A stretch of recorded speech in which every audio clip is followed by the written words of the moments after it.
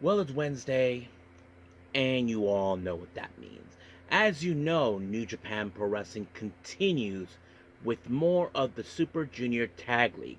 So we're going to focus, of course, with day 6, featuring, of course, B block matches. However, we're almost in the cusp of ending the whole thing. So we're going to focus on what happens here and out. And then, of course, we move on with WWE Evolve, featuring, of course, hearing from Kendall Gray. As you all know, she is the newly crowned Evolved Women's Champion. And then we have, of course, a very interesting three-way match. We have wrestlers coming from AAA, even those from the Performance Center, including the WWE ID Prospect, and various other things as well. And then, of course, we got AEW Dynamite Fright Night. As you know, we have entered the road to full gear. So a lot of this is going to take place. As you know, they have already begun the tournament to crown the first ever AEW Women's World Tag Team Champions. So we will see who will proceed. And as you know, of course, Samoa Joe, Hook, Bobby Lashley, and Ricochet will compete to see who will be heading to full gear to face Hangman Adam Page for the AEW World Title. So we'll see which one of these lucky 4 competitors will step toe-to-toe with the Hangman. And then, of course, as always, we'll wrap up our episode, as usual, with some news updates to give you guys updates on what's been happening in the world of wrestling, such as what events the promotions are throwing out, who's booked, what matches are set, including developments that are happening in the world of wrestling as we speak. So, let's get ready for another episode of Deleted Wrestle Zone.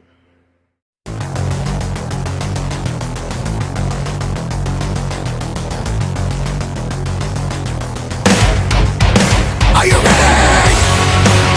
Get up, get up! Get up, get up! Get up, get up! Get up, get up! Get up, get up! Get up, get up! Hey everyone, welcome to Deleted Wrestle Zone, all things that is pro wrestling with AEW, NXT, New Japan Pro Wrestling, TNA, the National Wrestling Alliance, various promotions, wrestlers, matches, and championships. I am your host, J-Rod here. So, if you are new to the channel, welcome. This is a channel where we do a lot of pro wrestling reviews from various promotions, not only here in the United States, also from Japan, Mexico, Canada, Europe, the UK, anywhere in the world wrestling is not as big, but it continues to grow. We also do discussion videos, talk about various topics such as the wrestlers themselves, the promotions, factions, storylines, whatever we want to talk about. We also, of course, do more news updates. If certain information has been unable to be on this episode, we could either put it on the next one or on a separate video by itself. We also, of course, do real-time news updates to keep you guys on alert if something has happened in the world of wrestling that needs to be addressed ASAP. We also, of course, got the Unagi Sayaka Watch and various other cool wrestling content as well. So if you like what you see, please subscribe to us or click on that subscribe button. You'll be getting a lot of daily reviews and other cool wrestling content as well. But if you like this episode, please give us a like on the like button or a nice comment in the description down below. Now, enough of the jibber jabbers. Let's get down to business. So, let's begin, of course, with day 6 of New Japan Pro Wrestling's Super Junior Tag League.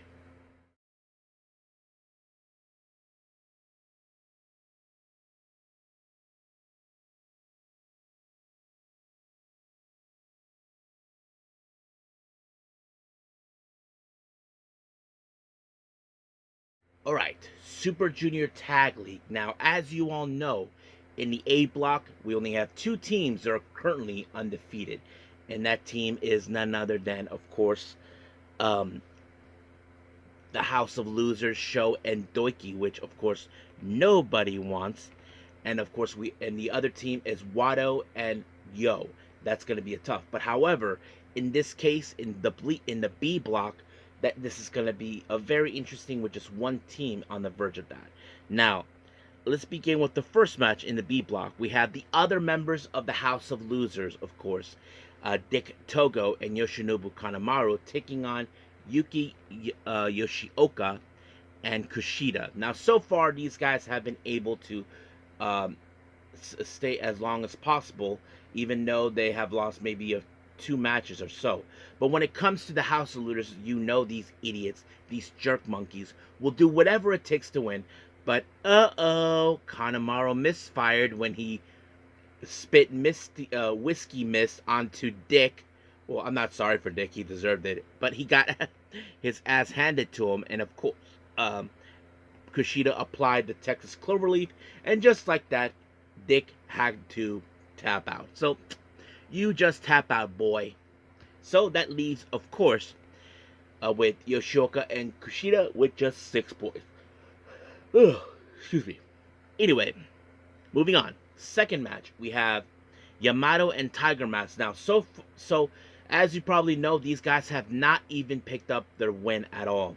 And they're faced against the Ichiban Sweet Boys. Many of you know, last year they were last year's IWGP Junior Tag League, Super Junior Tag League winners. And now the obvious question we ask, can they do it again? Well, we know that they work very well. We know they have used very interesting formations of winning. And that's exactly what they did. However, it was Robbie Eagles with the Ron Miller special onto Yamato. And of course, Yamato had no choice but to tap. Now, our main event, we have the Bullet Club War Dogs, Robbie X and Taiji Ishimori, taking on Kukai and El Desperado. Now, these Desperado and, of course, Kukai were able to hold on for 2 points, but they're facing against a team that have a little bit more of the cohesion than these two. Now, we know they are getting their footing in, and which is not obvious. I mean, it's no secret that Ishimori and Desperado will love to face each other off, knowing the fact who is the best. And that's always been the case between these two. But in the end, of course, it was Robbie X with the X Express that sealed the deal to have them win, and that leads them up to 6 points. Now, many of you may ask yourselves what's going to happen now. Well, from, of course, what we've seen, the Ichiban Sweet Boys are currently in 8 points. Most likely they can advance, but depending how things will go, because we only have 2 teams who are currently, of course, with 6 points, and that is Yuki Yoshioka and Kushida and the Bullet Club War Dogs. They're the only ones that have 6 points. Desperado and Kukai, along with the other House of Losers, they have 2 points. But Yamato and Tiger Mask are the only team that are in 0 at the moment. So most likely we can see in possibly the Ichiban Sweet Boys winning this the B block and proceeding to the finals. But we'll see how things will progress from there. But as of right now, we're done with, of course, New Japan. Let's move on with WWE Evolve.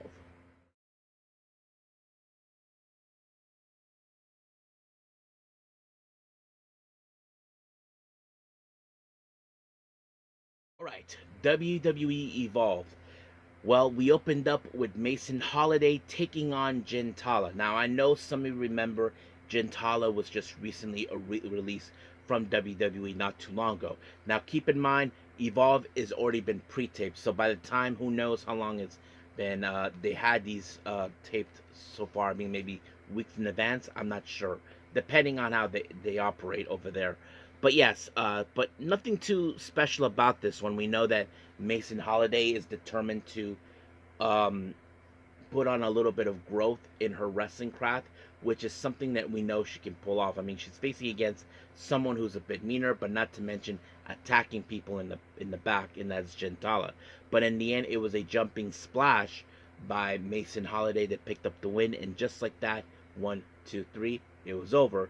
However, she did celebrate her victory with Big Jaw, who, as you all know, the week ago, he was the, how do I say, the general manager for 1 week. Now, we did see Tate Wild do a little promo, kind of putting out exactly who is who in the entire Evolve locker room. Of course, he sees Marcus Mathers, the Vanity Project, Sean Legacy, and various others. So he's putting himself, knowing too well he's going to face against some tough competitors, despite the fact that he's been facing people who think that he should just quit. But no, we'll see where that leads. Now, recently, Wendy Chu, as you all know, has been going to therapy ever since she's been now speaking. For a while, she's been unable to talk due to her twisted ways, and because of that loss that she had, well, looks like that it's happening. She mentioned about AJ Lee, and then, of course, the one person who got into her face, and that is, of course, Chantel Monroe, which she's been mentioning. So, yeah, it's great to see. Now, many of you may remember recently there's been announcements of new WWE ID prospects being signed, and of course, Chuy Martinez was there to introduce them. The first we have is Mike Cunningham. From my understanding, he is in fact was at the Nightmare Factory, which of course is run by Cody Rhodes. Then we have Jaquan McNair. I don't know who he is, and a guy named Eli Knight. And then, of course, while these guys were being introduced, Brooks Jensen, well, as you know, who has a bit of an attitude, acts like, really, you guys think are the future rookies? In the way they were getting irritated with him, not to let the people know who they are, try to introduce these new talents. But of course, Mike Cunningham was willing to fight him off, knowing too well that, hey, you want to fight? Let's do this right now. But Brooks was like, hell no, kid. It ain't going to happen. But sooner or later, it will happen. Now, the Vanity Project, well, let's just say things didn't go well for them last week when Kiana Carver used a cast on Jackson Drake. And, of course, Drake, being the little bitch that he is, decided to complain about this with the Prime Minister of Evolve, Stevie Turner, saying that it was an illegal move. But, however, Stevie was told by the medical he was allowed to wrestle with the cast. So, basically, off limits. But, however, because Jackson Drake was being too much of a coward, did not want to face Kiana Carver to defend his title, well, he has no choice but to do so. And besides, they already lost Bryce Donovan, so who knows what's going to happen.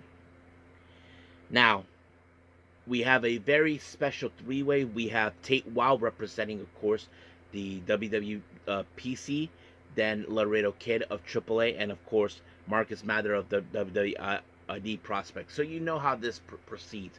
I have to say it was a pretty good match. I'm not gonna lie. I wasn't too sure where it's gonna be. I thought Laredo Kid was gonna win, but nope. Excuse me. But no, it was Tate Wild who applied a wild side onto Marcus Mathers, which is the moonsault, and just like that, 1, 2, 3, done. Now, Chantel Monroe, as you know, has been keeping an eye on Wendy Chu, talking about, of course, her time in therapy. But as you probably can guess, things are going to take a little interesting from here on out between those two. Now, before the show ended, we did hear from our newly crowned Evolve Women's Champion, Kendall Gray, of course, talking about as the new champion. Of course, she was there to celebrate with her BFF, Carly Bright. Then she talked about Secession, Carly Armstrong, and then, of course, challenging anybody who would step up. However, Carly Bright was attacked by someone, and then later Kendall Gray was attacked. It turned out to be PJ Vasa from the LFG group, and just like that, murderized Kendall Gray. Now, we know Kendall Gray has been in tough situations. We'll just have to wait and see where she goes from there. So right now we are done with WWE Evolve. Let's move on with our last and final review, and that is, of course, AEW Dynamite Fright Night.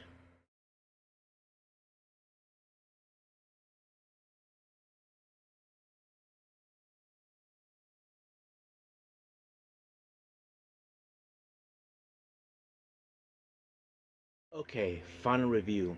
AEW Dynamite Fright Night. Now, as I mentioned, we are now beginning the road to full gear. So we opened up with a match called the Trademark Tornado Tag Match. We have Orange Cassidy teaming up with Darby Allin to take on the Death Riders, Daniel Garcia and Wheeler Yuta. Now, as you all know, the conglomeration and Darby Allin have been dealing with the Death Riders for quite some time. Now, of course, things are becoming very hectic. The war between, of course, is kept going on. However, of course, with a tornado tag match, there's no tagging the match could happen anywhere in possibly either in the audience, backyard, wherever it goes. So that's how it went. However, it was of course Darby Allin that picked up the win when he applied the Scorpion Deathlock onto Wheeler Yuta and he tapped out. So I'm sure Moxley is not happy about that, but he got it coming. Now, Hook, as you know, is participating in the Fatal 4-Way match to determine the number one contender for the AEW World Championship against Hangman. So he had a message for his opponents, Ricochet, Bobby Lashley, and of course, Samoa Joe. So you probably can guess his mostly target is Joe after what happened last time. As you know, Hook was not happy with the result that Powerhouse Hobb took his spot as one third of the trios champion. So you probably can guess where that's going to go. Now, Renee Paquette was in fact talking to Don Callis to talk, is there any resolution? As you know, there have been tensions between the family, most specifically with Kazuchika Okada and Takeshita, that whole thing. However, of course, Don Callis said he does have a resolution, but he was, of course, decided to talk mid-sentence when he bumped into, of course, the Young Bucks, telling them that, that he took care of something for them, even though he's telling them, look, I know you guys don't want to be part of the family, but just remember, we have a common enemy, and of course, that enemy is Kenny Omega. And then, of course, he had the decency to give them back their theme, of course, their music they normally would. But before they went up, you may have noticed there was a Marshmallow Man because there was a deja vu. If you remember, Hangman Page was underneath that costume, so that kind of brought a little discomfort. Now, that match became, of course, a fatal 4-way number one contender for the AEW World Tag Team belts against Brodito in Full Gear. We have not only the Young Bucks, we have FTR, we have Jet Speed, and not to mention the Jurassic Express. Now, of course, 3 of these teams have been tag team champions, and you know how that works. So Jet Speed's the only team so far that, of course, have not won the tag belts just yet. But we will probably hopefully see it. But of course, we were seeing interesting maneuvers. Now, of course, the Bucks and FTR will definitely try to work together. But in the end of the day, you all know the old saying, every man for themselves, or should I say, every tag team for themselves. Of course, there was a moment where, of course, the Bucks just super kicked FTR because they wanted to be tag champions.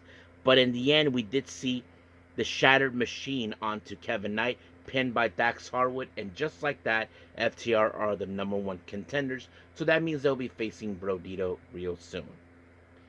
Now, we had the Don Callis Family Summit taking place, talking about, of course, why the family is so powerful. They are the most dominating faction. Of course, we hear from Rocky, Kyle Fletcher, and not to mention Kazuchika Okada showed up, and there were tensions between them, as you know. But, of course, Don Callis tried to solve this whole thing, but it wouldn't because Okada, as you know, being cocky that he is, flipped off, of course, Takeshita. And this is something I say, Don Callis, you brought this mess to yourself. You should have known better that there was going to be tensions, but nope. You decided to ignore it.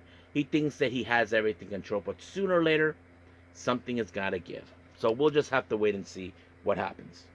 Now, we did see a bit of a video promo by, of course, CML's women's wrestler named Olympia. Well, as you all know, not too long ago, Olympia has issued a challenge for the CML Women's World title, which a belt she feels that she has to bring back home in order to do so, and that's exactly what we'll see. Now, speaking of Mercedes Moné, as you know, her opponent for Full Gear for the AEW Women's World title, Chris Statlander, has made some comments. As you know, she's well aware that Mercedes Moné will be teaming up with Athena for the AEW Women's World Tag Team title tournament, and she said she'll be walking it. And she told Chris told Mercedes Moné, you know where to find me. So that pretty much where it goes. Now, we get a little bit of a rematch between Kyle Fletcher and Jon Moxley. If you guys remember last time, Jon Moxley punched out the referee because he knows he was already done for when Kyle O'Reilly put him in a ankle lock. But however, the match went insane and went outside of the ring, and Aubrey Edwards called it out, saying it was a countout. Now, of course, Kyle Fletcher was begging 5 more minutes, but the problem, Miss Little Bitch Marina Shafir decided to sucker punch Aubrey Edwards, and I have to say she might be getting fined for this. And then of course all hell broke loose when Claudio and Mox attacked, of course, uh, Kyle O'Reilly, and then Roderick Strong showed up. Then of course Garcia and Wheeler Yuta. Then here comes of course Briscoe, Allen, and Orange Cassidy into the mix. But however, of course, Briscoe was saying that you guys are a bunch of cowards. You act like you're tough. You say you're tough, but you ran. So he came up with the solution, and he had Orange Cassidy to give the word, and of course, like, blood and guts. And of course, Mox had that look like, you got to be kidding me. So basically, that's what happened. So I don't know if Mox was ready for that, but we'll see. Now, we did see Mercedes Moné attack Chris Statlander in the back, of course, and that's how things. And then, of course, we did see taking this whole fight into the ring. And then, of course, Athena showed up, tried to give even the odds. And then, of course, Willow and Hartley Cameron showed up to even the odds right there. And, of course, Athena and Mercedes Moné ran to the hills. So you probably can guess how that happened. Now, we did see a bit of a video promo with Bandito talking about his grandmother who came to visit him for the first time seeing a wrestler, and she's very proud of him. You know, we hardly see people from some of the AEW wrestlers with their families, but it's great to see that. Now, let's jump into the first round match of the AEW Women's World Tag Team Tournament. We have the Sister Sins, 2/3 of the faction known as the Triangle of Madness, Sky Blue and Julie Hart. They take on Queen Aminata and Jamie Hayter. Now, we have known that of course Sky Blue and Julie Hart are very good as a team. They've been tag teaming for a long time, long before Tekla has came into AEW. But we have seen how great Queen Aminata and Jamie Hayter work together. Now, of course, many people would have assumed that Jamie Hayter and Queen Aminata would have won. However, the one thing they did not anticipate is Tekla, who interfered in the match, taking out Hayter, leaving, of course, Queen Aminata all by herself, but she was pinned by Sky Blue, and just like that, 1, 2, 3, she advances into the semifinals. So the real question is who will be joining them. So we'll see what happens until then. Now, unfortunately, there was a problem regarding for the AEW Women's World Tag Team Title Tournament. Penelope Ford normally teams up with Megan Bayne, and she's out due to a torn ACL or something. So Megan Bayne said that she's not done, and she decided to continue, but the person who stepped up is Marina Shafir, and I don't know if that's a good thing or not, but we will see what happens. And of course, Moxley seems like he's satisfied with this whole thing. Now, our main event is the Fright Night 4-Way. This is, of course, a #1 contendership for a shot of Full Gear for the AEW World title at Full Gear. We have Samoa Joe versus Ricochet versus Hook versus Bobby Lashley. And I thought this match was insane. We did see a great moment between Lashley and Samoa Joe, and of course, but Bobby Lashley did not want nothing to do with Hook. So you probably can guess how that went down. But however, we know that these kind of matches, you would think there's going to be a stop to this. But however, in the end, it was Samoa Joe with the Kikuta clutch onto Hook, and Joe just won, getting his opportunity for this match. Then, of course, there was like the contract signing being presented by people in costumes. However, Joe is familiarized. This last time something like this happened, Hangman Adam Page showed up out of nowhere, so he attacked every last one of them along with the ops. And then, of course, he signed the contract, celebrating until not realizing that the guy impersonating Tony Schiavone was none other than Hangman Adam Page. So Hangman did told him, "I'm gonna make your life a living hell," and he wasn't joking. But the real question is, what's gonna happen now? I'm sure Joe is gonna have eyes in the back of his head, knowing too well he has to protect himself. So we'll see what happens. So as of right now, we'll see what happens this coming Saturday in Collision, and next week hopefully will be more of the AEW Women's World Tag Team Tournament. So we'll just have to wait and see. But until then, we're done with all the reviews and everything else. Let's move on with some news updates.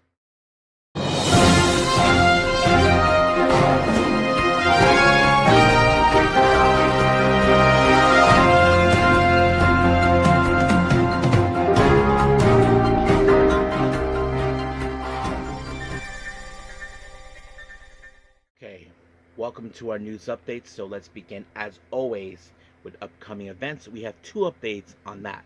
The first one, as you know, GCW will be making their way to Hartford, Connecticut for You Wouldn't Understand on the 7th of November. Another match have been announced. We have Slade versus Dr. Redacted. And then, of course, we have the House of Glory Super Clash that will take place on the 15th of November in Long Island. And they announced Mercedes Moné will be returning. It's still unclear what the situation on that is, but we'll just have to wait and see. Now, moving on to some developments. Natsu Sumire has announced that of course, by the time this video is out, it should be already October 30th, that she'll be celebrating 12 years since she became a pro wrestler. And she said that she thought that after 10 years she would have quit, but she hasn't. Now, I know, as you all many know, she took some time off due to an injury. It took her quite a while to get back, but yeah, she's practically happy where she's at now. Now, in interesting developments, there's been talk about Sareee, who wants to have another opportunity against Mayu Iwatani, but however, Mayu responded to what she said, and this is what she said: that she had no interest in facing Mayu Iwatani, facing Sareee again, and she also said that nothing to gain from another bout.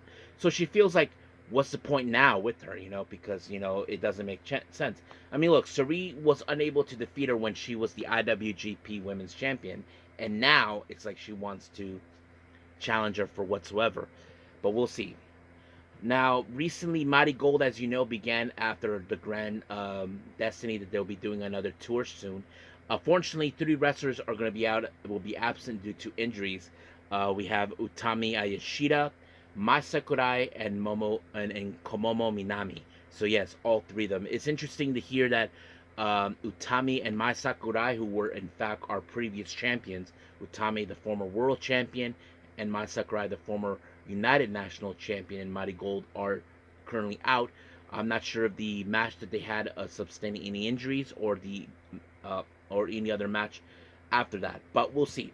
I think that's pretty much it what we have for our news update. So let's call it a day. Well, I hope everybody enjoys this episode. Coming up, as you probably know, Stardom will have their latest New Blood event. Their main event will feature, of course, the New Blood tag team belts.